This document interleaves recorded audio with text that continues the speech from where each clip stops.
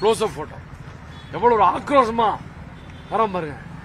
இப்படி எங்கள் மீது கொலை. அப்புறம் ஒரு ஒன்றிய செயலாளர் என்னோட வந்த பையனை இரும்பு ராடை, ஒன்றிய செயலாளர் இரும்பு ராடை வச்சு அடிக்கிறான்.